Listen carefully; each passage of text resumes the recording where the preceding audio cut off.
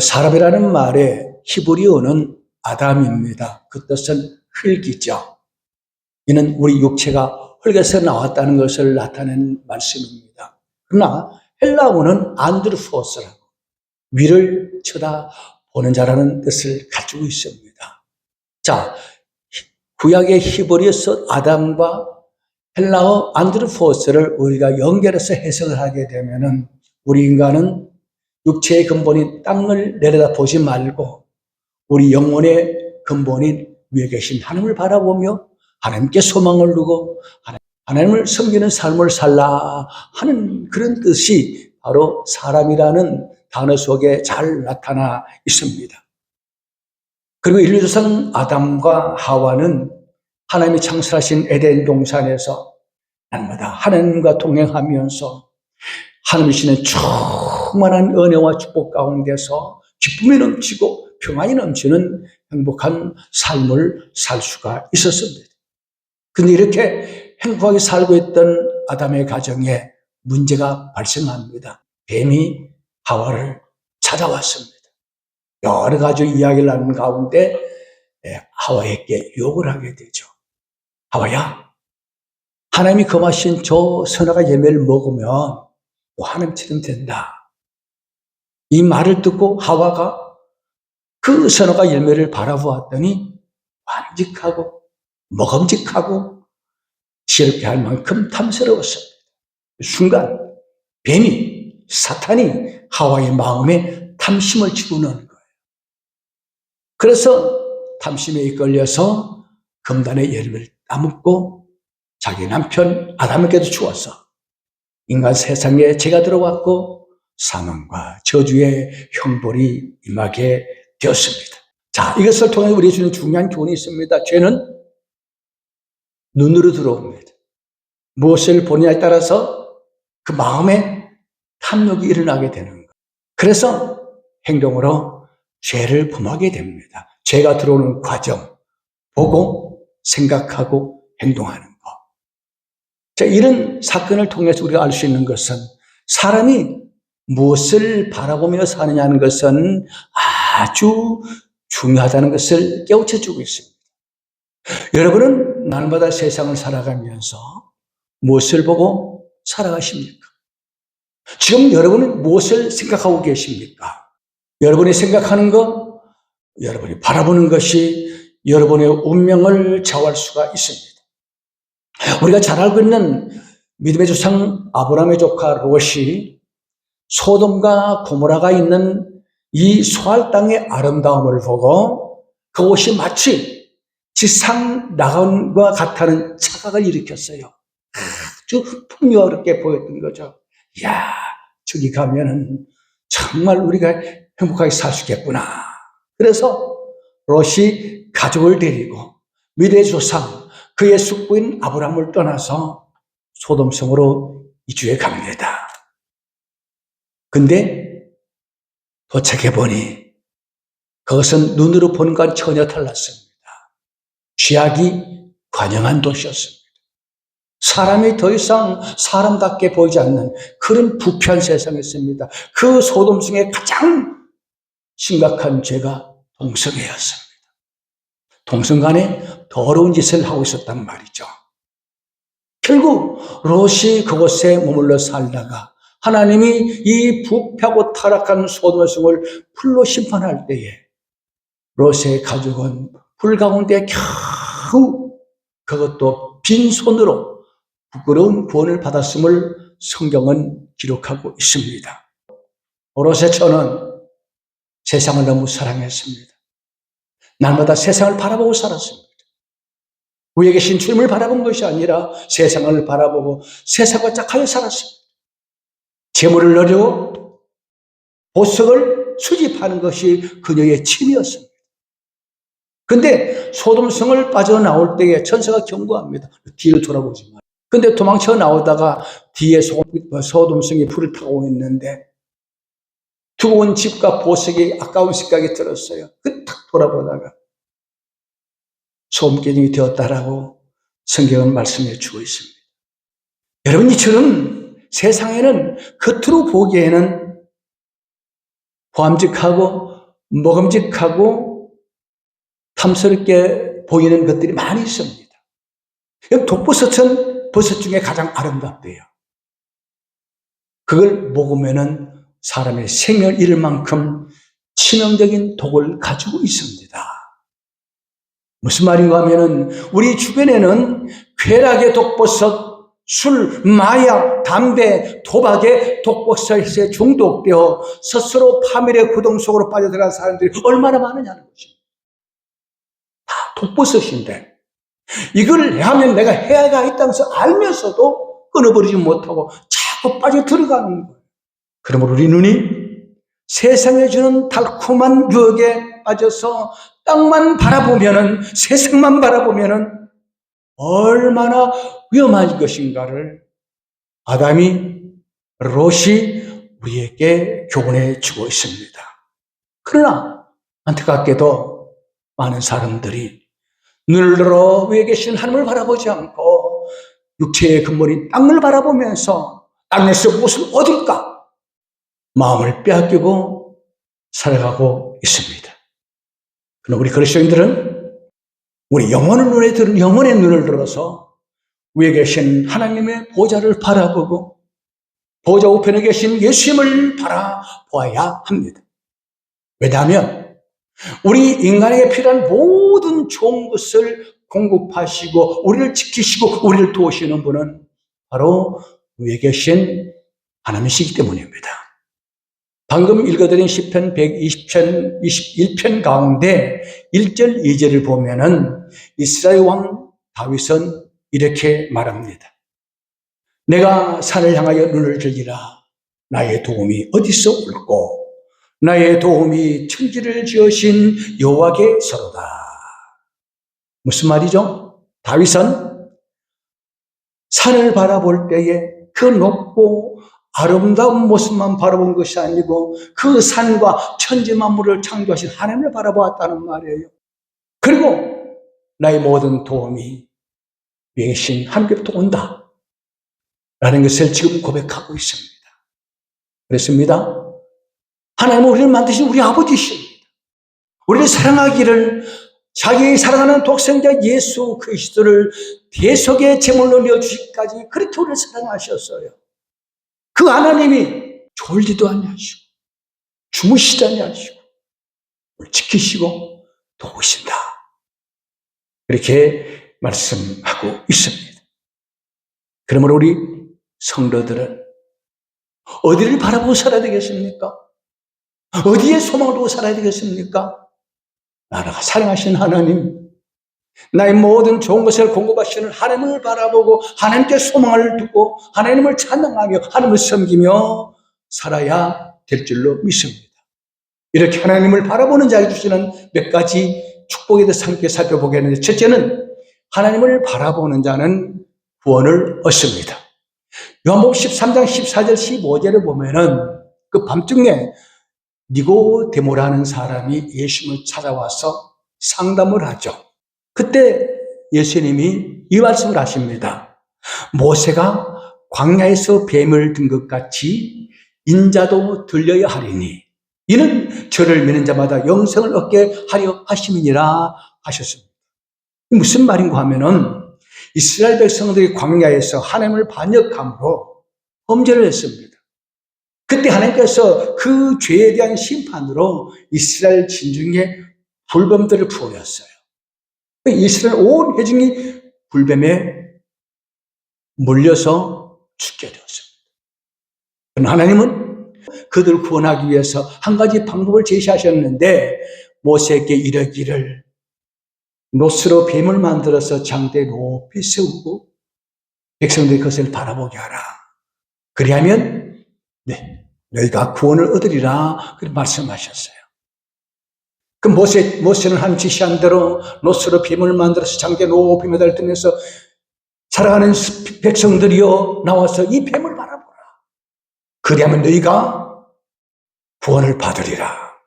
자, 이 말을 듣고 백성들이 진중해서 끙끙 앓아 누워있다가 달려나와서 그 장대에 높이 매달린 노뱀을 바라보았어요. 순간 그 독이 풀리고 깨끗이 낫고 살았습니다. 근데 그 중에도 뱀에 물려서 지금 죽어갔는데 뱀을 바라보라고? 믿지 않고 바라보지 않는 사람 다 죽었다. 성경 그렇게 말하고 있습니다. 예수님께서 왜 이 말씀을 하십니까? 그것은 뱀에 물려 죽어가던 사람들이 주의 뜻을 따라서 노뱀을 바라볼 때 구원을 받았던 것처럼 우리 인간은 사탄이 부리는 뱀에 물려 죄의 도구로 죽어가고 있단 말이에요. 그런데 그런 우리가 십자가에 높이 매달리신 예수 그리스도를 바라보고 그분을 믿으면 영생을 얻는다 하는 것이 니고데모에게 하신 말씀의 의미입니다. 그런데 말이죠. 사람들은 예수 그리스도를 바라보지 않습니다. 믿지 않습니다. 오히려 세상과 자신만을 바라봅니다. 어떤 사람은 자신의 선행을 바라봅니다. 나는 지금까지 죄도 안 짓고 착하게 살았으니까 죄인이 믿는 예수를 믿을 필요 없다라고 그렇게 생각하는 사람이 많이 있습니다. 나같이 선한 사람이, 나같이 그런 사람이 죄인이 믿는 예수를 왜 믿느냐, 그렇게 생각한단 말이죠. 또 어떤 사람들은 자신의 눈에 들분을 바라보지 못하고 남의 눈에 티를 바라봅니다. 그리고 나는 저 사람보다 낫기 때문에 그래도 하나님 날 좀 봐주겠지라고 생각합니다. 그러나 죄는 말이죠, 다른 사람의 문제가 아니라 나의 문제예요. 작은 돌멩이나 큰 방이나 물에 던지면 다 물에 가라앉는 것처럼 큰 죄든 작은 죄든, 심지어 친구를 보고 라가라고 욕만 해도 그 사람은 심판받습니다. 죄가 적다고 심판받지 않는 것이 아니에요. 누구든지 십자가에 모신 예수 그리스도를 바라보고 그 예수를 믿지 아니하면 지옥 심판을 받게 되는 것이 우리 인간에게 지어진 운명입니다. 그런데 아무리 예수 믿으라 안 믿는 거예요. 오히려 예수 믿는 성도들을 미련하고 어리석고 답답하다. 이게 좋은 날씨에 등산이 나가지, 놀러 가지, 왜 저들은 맨날 주일만 되면 교회 가느냐고. 참 답답하죠. 여러분 꼭 기억하시기 바랍니다. 구원은 돈으로, 권력으로 살 수가 없습니다. 우리 남편이 예수 믿으니까, 우리 아내가 예수 믿으니까, 우리 부모가 자식이 예수 믿으니까 나도 함께 데려가겠지. 정말의 말씀입니다. 구원은 내가 죄인임을 깨닫고 회개하고 내가 예수를 영접해야 구원을 받는 거예요. 그래서 주님을 바라보고 십자가를 바라보는 자들은 영생을 얻는다, 구원을 얻는다 하는 그런 말입니다. 두 번째로 주님을 바라보는 자에게는 평안을 얻습니다. 상황 파도가 일고 있는 바다에서 많은 사람들이 배를 타고 이제 가고 있는데 사람들이 풍랑 때문에 두려워서 어쩔 줄 모르는 거예요. 그런데 한 어린 소녀가 조용히 앉아 재밌게 놀고 있는 거예요. 어른들은 겁이 나서 어쩔 줄 모르는데, 그래서 한 어른이 다가와서 너는 무섭지 않니? 라고 물었어요. 그래서 그 어린 소녀가 빙그레 웃으면서 아니요, 안 무서워요. 우리 아빠 입에 선장이에요. 우리 아빠 다 책임져줍니다. 괜찮아요. 그러는 겁니다. 여러분, 인생의 파도가 우리를 공고하게 만들 때 있습니다. 그때 공포와 불안이 밀려옵니다. 그러면 우리는 우리의 아버지 하나님을 바라보시기 바랍니다. 하나님은 전능하십니다. 우리를 안전하게 보여주십니다. 홍수 심판 때에 노아가 탄 방주는 3층으로 되어 있습니다. 하나님께서 1층이나 2층에 창을 내려 하지 않고 3층 제 위에 지붕과 맞닿는 부분에 창을 내라고 그렇게 명령을 하십니다. 왜 그랬을까요? 1층이나 2층의 낮은 곳에 창을 내면은 그 홍수로 사람과 짐승이 죽어서 시체가 떠다니는 붉은 물결을 보고 무서워할까봐 외계신 주님만 바라보라고 방주의 창을 위로내게 하신 것입니다. 여러분, 인생은 고해라는 말이 있습니다. 우리 인생 앞에는 시험의 홍수가 밀려오고 두려움이 닥칠 때도 있습니다. 그러나 그때 환경을 바라보지 말고 세상을 바라보지 말고 주님을 바라보시기 바랍니다. 그래야만 주님께서 우리를 안전하게 인도해 주실 것입니다. 여기 시편 121편의 저자 다윗은요, 참 험한 인생을 살아갑니다. 그는 사울왕의 핏방울에 죽을 고비를 한없이 넘깁니다. 장남인 압살롬이 반역을 일으켜서 아버지 다윗을 왕에서 끌어내리고 지가 왕권을 차지했습니다. 아버지가 아들에게 왕권을 빼앗기고 도망 다닐 때 얼마나 기가 막힙니까? 그때도 다윗은 자기를 핍박하는 사울을 바라보지 않았습니다. 자기 왕권을 찬탈한 아들 압살롬을 바라보지 않았습니다. 다윗은 오직 모든 것을 합력하여 설루시는 하나님을 바라보았습니다. 그리고 그는 이렇게 노래합니다. 내 영혼아, 네가 어찌하여 낙심하며 어찌하여 내 속에서 불안하는고? 너는 하나님께 소망을 두라. 그가 나타나 도심으로 말미암아 내 하나님을 여전히 찬송하리라. 자기 보고 스스로, 내 영혼아, 다윗아, 사울 바라보지 말라, 압살롬 바라보지 말라, 배신자를 바라보지 말라, 하나님을 바라보라. 그러면 네가 평안을 누릴 것이다. 자기를 위로할 줄 아는 거, 이 참 큰 복입니다. 여러분, 세상은 어둠입니다. 어두운 세상을 바라보면 희망이 보이지 않습니다. 지금 우리 나를 한번 바라보십시오. 소망이 없어요. 정치, 경제, 사회 어느 곳에서도 우리에게 희망이 보이지 않습니다. 그러나 이 어두운 세상 저 뒤편에는 빛 대신 주님이 계십니다. 그 주님을 바라보시기 바랍니다. 그러면 마음의 평안을 얻게 될 것입니다. 세 번째로 하나님을 바라보면 셈을 얻습니다. 여러분, 이 세상에는 우리 힘으로 이길 수 없는 여러 가지 시험과 유혹과 근심 걱정거리가 많습니다. 그런데 우리는 연약합니다. 시편 121편의 저자 다윗도 우리와 똑같은 연약한 인간이에요. 그러나 다윗은 뭘 바라봤다고요? 주님을 바라봅니다. 그러면서 나의 도움이 천지를 지으신 여호와께서로다, 그렇게 노래합니다. 시편 23편에는 환난 가운데 지은 노래입니다. 여호와는 나의 목자시니 내게 부족함이 없으리로다. 그렇습니다. 다윗은 기가 막힌 절망 중에서도 그는 하나님을 신뢰함으로, 하나님을 의뢰함으로 셈을 얻고 힘차게 전진하여서 위대한 승리자가 되었습니다. 그런데 꼭 기억하시기 바랍니다. 하나님은 한날에 필요한 힘만 약속하셨지 한꺼번에 모든 것을 다 주시는 분이 아니에요. 왜냐하면 날마다 하나님을 의지하라고, 한날에 일용할 양식을 구하라고 하셨지 일주일의 양식, 1년의 양식을 구하라고 기도하라고 가르치지 않았습니다. 필요한 것은 오늘의 양식이고 오늘의 힘입니다. 하나님은 매일매일 우리를 돌아봐 주십니다. 이스라엘 백성이 광야에서 40년 동안 매일같이 하늘의 양식을 내려서 먹게 하셨어요. 40년 광야길을 가면서 한 번도 헤어진 옷을 입지 않게 하셨어요. 떨어진 신발을 신지 않게 하셨어요. 굶기지 않으셨어요. 하나님은 매일매일 우리를 돌봐주십니다. 우리는 어제 은혜 받았다고 그게 다 된 게 아니에요.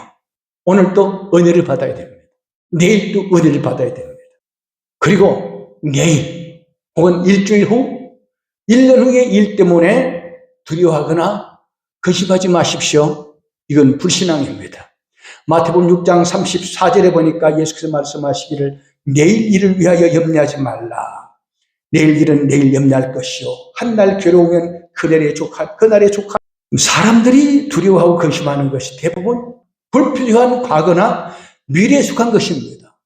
이미 지나간 것을 가지고 근심하고 후회하고 다가오지 않은, 앞으로 일어나지 않은 것을 생각하면서 염려하는 것이 인간입니다. 그러므로 매일매일 순간순간마다 하나님을 바라보고 하나님을 의지하고 하나님께 힘을 얻어야 되는 거예요.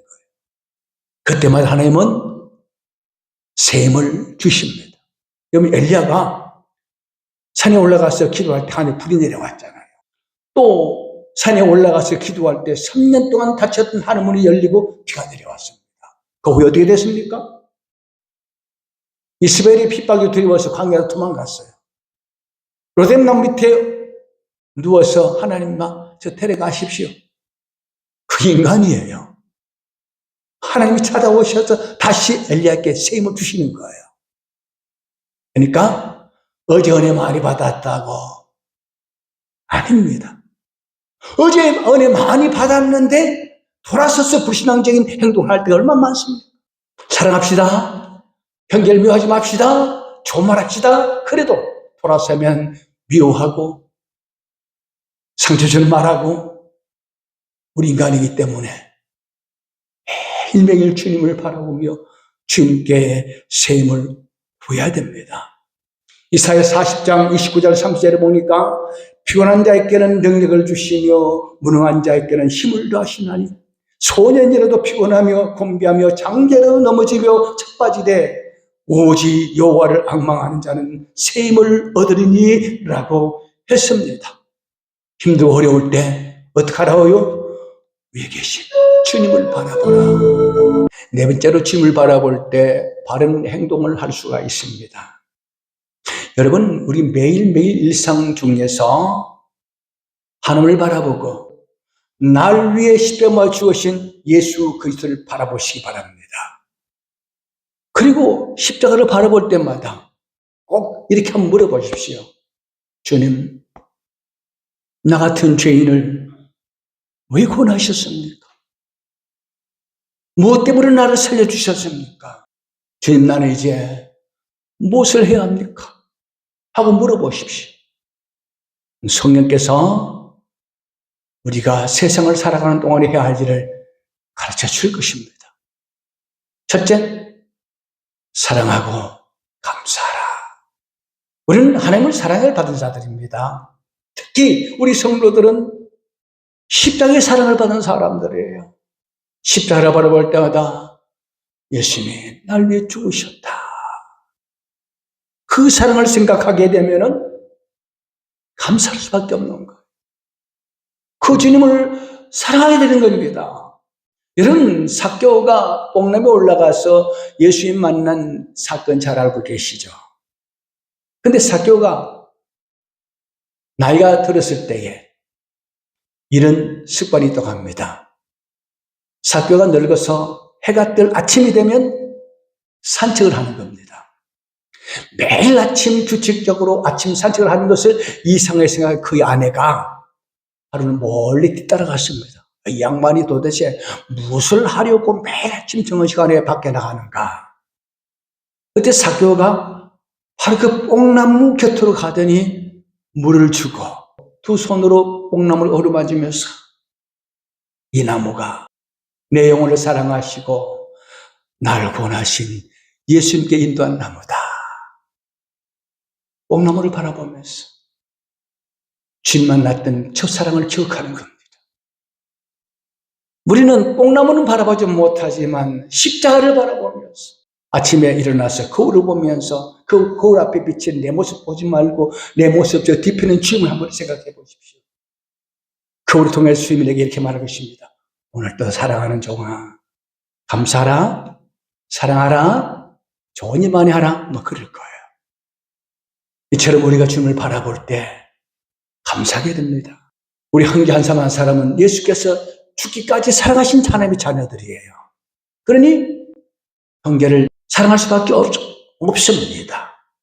다 부족하니까 다른 사람 약점도 이해하고 덮어주면서 서로 배려하면서 사랑하는 것. 왜냐하면 다른 사람의 죄보다 내가 범한 죄가 더 크니까. 내가 더 큰 사랑을 받았으니까. 그래서 우리는 형제를 사랑하고 은혜를 베풀 수가 있습니다. 어떤 사람이 돈도 많고 지식도 많은데 마음이 평안이 없었어요. 그래서 그는 죽고 싶었습니다. 평안이 없어요. 늘 근심이 밀려옵니다. 그때 어떤 한 사람이 약을 가져다 주면서 이것으로 죽어가는 사람 7사람만 치료해주고 그 다음에 당신 죽으십시오 라고 그렇게 했더랍니다. 그리고 그 사람을, 그 약을 가지고 죽어가는 7사람을 치료해 주었습니다. 그때 약을 갖다 준 사람이 다시 찾아와서 말합니다.